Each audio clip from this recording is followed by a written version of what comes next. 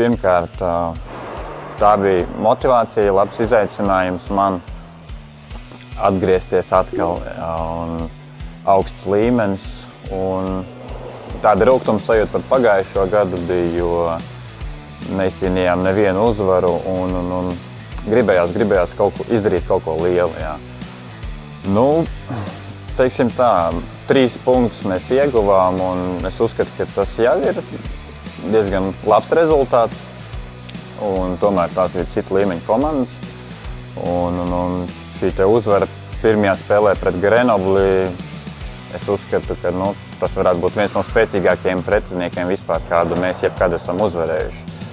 Tā kā no tāda viedokļa ļoti pozitīvas emocijas, bet tāpat tās rūgtuma sajūta ir, jo, varbūt pret Cardiffu lielu variantu nebija, bet ir rūgtuma sajūta, ka mēs tomēr nepaņēmām punktus pēdējā spēlē, jo varējām tur aizķerties.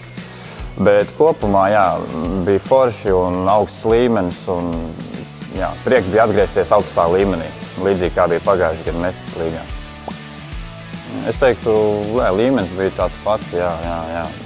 Gan franči, gan brīti, jā.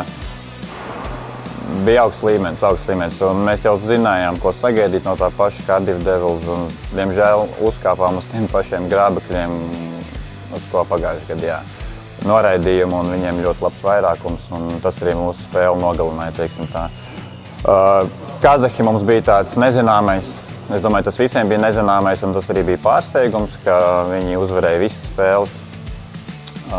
Bet es domāju, jā, līmenis bija tikpat augsts kā pagājušajā gadā.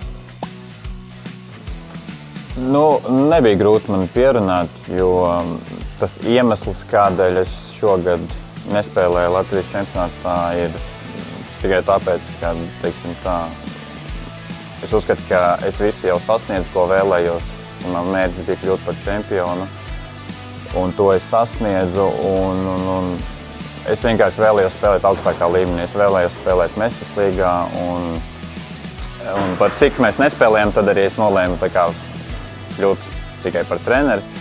Bet, protams, kā es teicu, kontinentālais tas ir izaicinājums, tas ir augsts līmenis, un Zemgale nekad nav tikusi finālā, un tā kā, jā, tur bija liela motivācija, un man nebija divreiz jāprasa, vai es vēlos stāties vārtos tik augsta līmeņa turnīrā. Grūti šobrīd komentēt to ir.